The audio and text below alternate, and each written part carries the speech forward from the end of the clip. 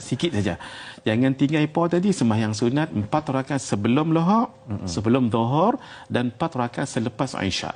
Kenapa? Nabi menyebutkan arba'un qabla adh-dhuhri, solat 4 rakaat sebelum zuhur, ka'idlihinna ba'da al-Isya, pahalanya seperti selepas Isya. Wa arba'un ba'da al-Isya, dan 4 rakaat selepas Isya, ka'idlihinna fi lailatul qadar, seperti pahalanya mengerjakannya pada malam Lailatul Qadar. Al-Imam Al-Haddad sebut dalam kitab An-Nasaih Ad-Diniyah wal Wasaya Al-Imaniyah, 1 rakaat kalau bertepatan dikerjakan pada malam Lailatul Qadar sama dengan 30,000 rakaat. Bermakna kalau 4 rakaat tadi berapa? Darab 4 lah nah, 120,000. Mana nak dapat hak tu kecuali pi Mekah lah nah, dapatlah pahala. Jadi hadirin, 4 rakaat sunat sebelum zuhur pahalanya seumpama 120,000 rakaat. 4 rakaat selepas Isya pahalanya seperti 120,000 rakaat. Campur 240,000 untuk 2 solat, belum lagi solat yang lain. Subhanallah. Dan kita untung dapat jadi umat Rasulullah sallallahu alaihi wasallam. Untung tuan-tuan. Pasal apa saya kata untung?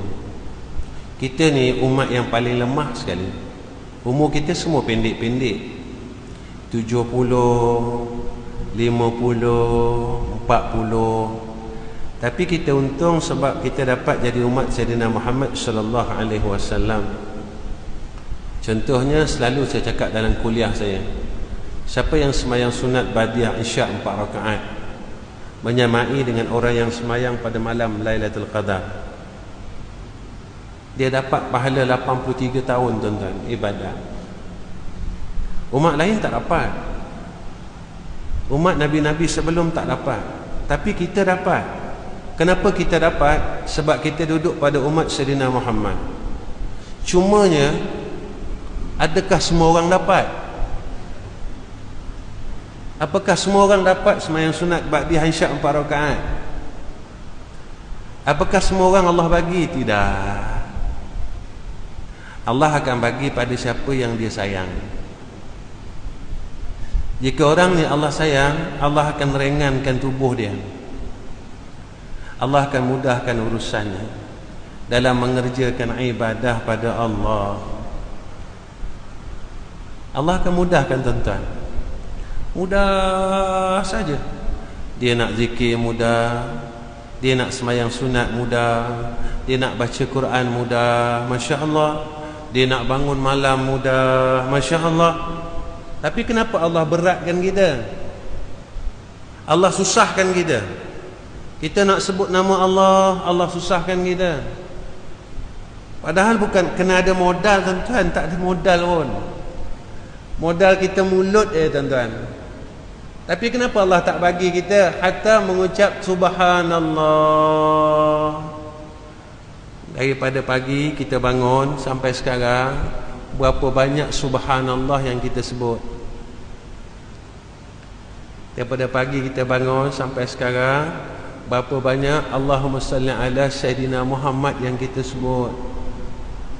Daripada pagi sampai sekarang, berapa banyak astaghfirullahalazim, astaghfirullahalazim. Ataupun kita guna mulut kita untuk sembang, bercakap pada perkara yang kita telah cakap daripada kita muda sampai sekarang. Kata Nabi SAW, wa man sallahunna ba'dal isya'i kaman kamithlihinna min lailatul qadr. Siapa yang solat 4 rakaat kemudian daripada Isya, seumpama solat pada Lailatul Qadr. Hadis riwayat Imam At-Tabarani, tercatat dalam kitab Nasihat Agama dan Wasiat Iman karangan Imam Habib Abdullah Haddad. Ada mengaji kitab tu kat sini, Nasihat Agama Wasiat Iman ada Imam Habib Abdullah Haddad. Pergi cari kitab tebal tu, pada muka surat 140.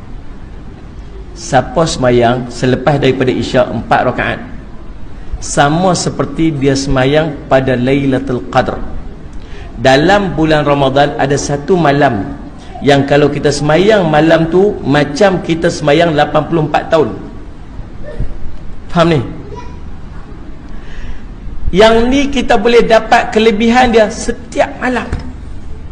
Syarat lepas mayat isyak, Allahu Akbar, bangkit 2 rakaat. Sekali bangkit lagi 2 rakaat. Tuan-tuan, salli ala Sayyidina Muhammad. Kata pengarang kitab ni, siapa pengarang kitab ni? Saya lah. Bukan pengarang menyusunnya. Salli ala kata, saya petik perkataan ulama yang saya petik kalam dia. Lazimkanlah solat sunat 4 rakaat selepas isyak kerana pahalanya seperti mengerjakan pada Lailatul Qadar. 1 rakaat yang dikerjakan pada Lailatul Qadar itu sama dengan 30,000 rakaat pada malam-malam selain daripadanya. 1 rakaat itu macam sembahyang 30,000 rakaat.